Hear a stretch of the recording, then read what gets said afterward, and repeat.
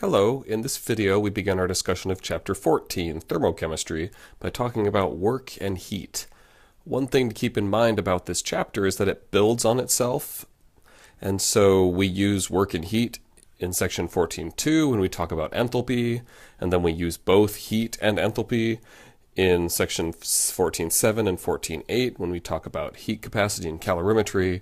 So definitely keep up with the material at the beginning of this chapter so that you don't fall behind and have a hard time later in the chapter. Okay, we begin with an overarching idea of energy, work, and heat. So energy is the capacity to do work, and by work we mean stuff, processes, changes, things like that. Kinetic energy, you know that from kind of basic science. That's the energy of an object that's moving. You can talk about energy that's coming from the sun, energy that's associated with the thermal energy of a system, chemical energy within the bonds of substances, nuclear energy within the nuclei itself, potential energy, which is, again, kind of a mechanics type of thing where the object's height imparts some energy into the object. Lots of different ways to talk about energy. So we're going to pick a couple of those types of energy and we'll focus on them in this chapter. Now, all forms of energy can, in principle, be converted from one to another, and this is called the law of conservation of energy. It's one of the major laws of thermodynamics. And it says the total quantity of energy in the universe is assumed constant. That energy comes from somewhere and goes somewhere whenever you have a process that involves a change in energy. In the chemistry perspective, usually we think about transferring energy between the reaction system or the process that we care about and the surroundings, what's outside of that. And this transfer of energy is done by either work or heat, and we'll talk about each of those in turn. So here's work. The physics version of this is work is force times distance, how much force it takes to move some block some distance, for example. Here, I'll make the pretty animation go again. There we go. Now, the chemistry definition of work is probably the vaguest thing I've ever read, a directed energy change resulting from a process. What does that even mean? It means you do something. And this could be mechanical work, like lifting something, or changing the volume of a gas, expanding or contracting a gas. It could be electrical work, supplying some electricity to something. Chemical reactions can produce electricity. That's how batteries work. Or surface work, blowing up a soap bubble, things like that. In this section, we're going to focus on mechanical work because the simplest way to get into this is to think about the expansion and compression of gases, and so that's why mechanical work makes sense. Because when you expand a gas, you're changing gas volume, and you have to push the rest of the atmosphere out of the way in order to expand your gas, all these kind of considerations that we'll get to. So imagine you had a gas in a cylinder with a piston on top that keeps the gas inside the cylinder, and that piston is weightless, frictionless, and movable. Yeah, this isn't possible in real life, but it allows us to think about the chemistry here, and then we can apply that in more realistic systems later. So if this piston can move up and down, so that means you have a rigid container where the volume of it is changeable. If you take the pressure times the volume, we can get some interesting information out of it. So remember that pressure is force over area, force per area, and you can write area as just distance squared. So that's force per area, that's pressure. Volume is volume, that's distance or length cubed. And so if you take these two and multiply them together, pressure times volume, well then you're going to be left with just force times distance, because 2 out of the 3 distance or length units cancel. Now, force times distance, that is our definition for work. You apply some force to move an object some distance. So this is kind of a rough way of trying to logic you into saying that you can relate work to pressure and volume. Now, really, work is related to the change in pressure times volume, because work is a process that involves a change. You can't quantify, this is how much work I have right now. You quantify a change based on work. And so therefore work is related to the change in pressure times volume. Now the negative sign here is because of how we define the delta change to be final minus initial state, and we'll get into that a little later. But for now, okay, here's work.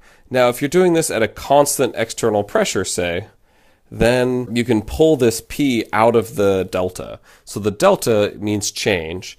Let me just write this here, actually. All right, so whenever you see this delta, it means final minus initial, and we use that a lot in this chapter, so definitely remember that. So because you have final minus initial, if you have some constant in here that's not changing both before and after, you can factor it out of your equation and pull it in front.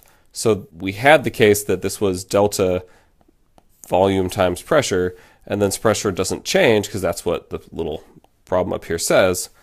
Then that means you can pull the pressure out of this delta sign. But you can't do that for the volume because the volume is what's changing here. So you'll have work equals negative P times the change in volume, final minus initial. Now let's talk about units and sign conventions here for a minute. So work is an energy-related concept, so it's usually expressed in joules. Now pressure usually comes in atmospheres or bar, and volumes in liters, and we want to get joules. So how do we make the units work there? So we have some new conversions to talk about.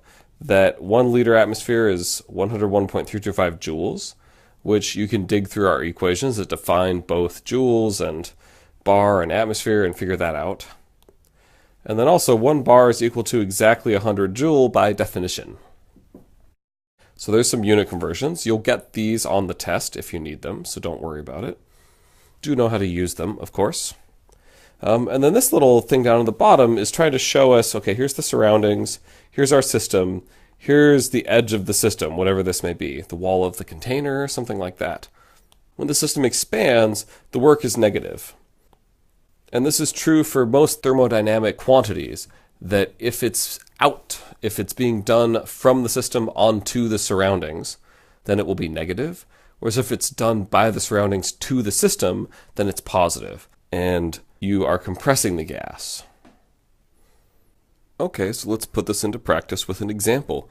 How much work is done to compress a gas from 5 liters to 2.5 liters with a constant external pressure of 4.5 atmospheres? So the equation we have for this is work equals negative pressure change in volume. Okay, so here it is now with the change in volume. And in this chapter and in most of chemistry, we define the change as final minus initial. So we can substitute that in there. Now, looking back up at the text of the problem, our initial volume is 5 liters, our final volume is 2.5 liters, because the text says going from 5 liters to 2.5 liters, so that implies final and initial. And now we can plug those numbers in, 4.5 atmospheres, final minus initial, and this gives us 11.25, which you round to 11 because there's only 2 sig figs here. And the units here are now liters atmospheres. Well, that's a form of energy, but it's not the form of energy we typically use, so we need to convert this. And so the conversion is 101.325 joules per liters atmosphere, and then you get, before rounding for sig figs, 1139 joules. Well, it's probably easiest to convert this to kilojoules because then you can just show off the sig figs without having to use scientific notation. So often we'll present these answers in kilojoules just because it's an easier number to work with. So here we go, convert it to kilojoules, you get 1.1 kilojoules is how much work is done to compress this gas. So kind of by itself, this doesn't make much sense. Why would we care? Ultimately, we wind up using this little piece of information along with heat that's either released or absorbed by a reaction to get total energy change, which involves both energy transferred as heat and work. But we're not there yet. We got to discuss each piece individually. So this is the work part, and in this chapter we're going to talk about work as expansion or compression of gases. So to compress this gas, you did 1.1 kilojoules worth of work. Okay, we just talked about work. Now let's talk about heat. Chemical reactions can also transfer energy as heat. And if anything, this is the more common thing that you notice about a chemical reaction. Oh, it was hot or cold, something like that.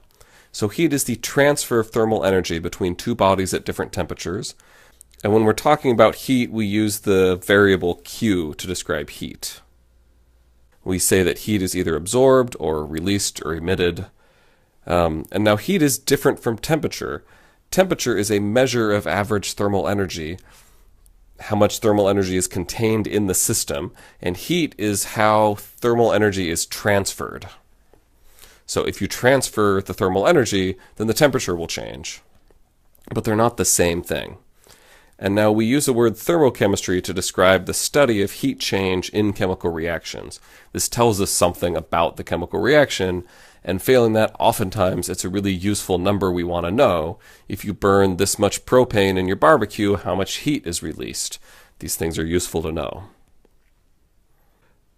Here's just some examples. Maybe the reaction on the top is releasing heat, and of course this picture tries to pick one that's also releasing a bunch of steam so that it looks hot in a photograph. The one down below is one of these crack ice packs where you crack the little inner piece and you shake it and then it gets cold, and so that means that it's absorbing heat from the surroundings. So we have some words here to know. So any process that gives off heat to the surroundings is an exothermic process, and Q is how we define heat. That's the variable we use for it, and Q is negative. The reaction on the bottom absorbs heat. This is called an endothermic process, and Q down here is positive. That's the sign convention we have for heat. So let's review the sign conventions. When we talk about heat out, exothermic, that's a negative Q.